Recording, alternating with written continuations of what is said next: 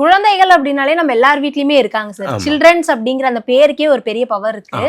அந்த சில்ட்ரன்ஸ் எல்லாம் இப்ப அதிகமா ஓடி ஆடி விளையாடுறதே இல்லை. எல்லாருடைய கையிலயுமே அந்த போன் அப்படிங்கிற ஒரு விஷயத்த பார்க்க முடியுது. அந்த போனை பயன்படுத்துறதுனால சில்ட்ரன்ஸ்க்கு என்ன மாதிரியான அஃபெக்ட்ஸ் வந்து இருக்கும் சார்? அதாவது மனரீதியாக பாதிக்கிறத நிறைய பேர் பேசியிருப்பாங்க. முக்கியமாக மொபிலிட்டி பாதிக்கிறத பற்றி நான் சொல்லலாம். அதான் என்னுடைய ஏரியா அப்படிங்கிறதுனால சொல்லுவேன். குழந்தைகளுக்கு எக்ஸசைஸ் அப்படின்னு சொல்கிறத விட ஆக்டிவிட்டின்னு தான் சொல்லணும். அவருக்கு ஒரு சின்ன குழந்தைய போய் ஒரு 7-8 வயசு போய் பைசப்ஸை ஸ்ட்ரென்தன் பண்ணுறதுன்னு சொல்கிறது நல்லா இருக்காது.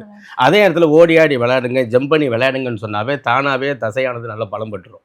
அதை எல்லாமே நம்ம பாரம்பரியமாக செஞ்ச பழக்க வழக்கங்களை நம்ம கடைபிடிச்சாலே சாதாரணமாக ஸ்ட்ரென்தனிங் நம்மளுக்கு வரும். இவங்க இப்போ இருக்கக்கூடிய இந்த பாதிப்புகள், ஜாயிண்டில் பெயின் வருது, ஆங்கிளில் பெயின் வருது, நெக்கில் பெயின் வருதுன்னு யாரும் வளர மாட்டாங்க. அதாவது சொல்லி புலம்ப மாட்டாங்க. அந்தளவுக்கு ஆகிரும். ஏன்னா நம்மளுடைய இருக்கக்கூடிய நொண்டி அடித்து விளையாடுறது, ஒருத்தர் குனியை வச்சு ஜம்ப் பண்ணி விளையாடுறது, இருட்டிலையும் பழக விடணும். எப்பவுமே லைட்லேயே வெளிச்சத்திலே இருந்து பழக்கப்பட்டால் அந்த குழந்தை கொஞ்சம் சின்ன இருட்டாக இருந்தால் கூட பயப்படுது. அதனால் இடி மின்னல் எல்லா இயற்கையினுடைய இருக்கக்கூடிய எல்லா அம்சத்தினுடையும் இந்த குழந்தை பழகினாதான் அந்த குழந்தை மன ரீதியாகவும் ஸ்ட்ராங் ஆகுவாங்க, உடம்பு ரீதியாகவும் நல்லா மசில்லாம் நல்லா டோனிங் ஆகும்.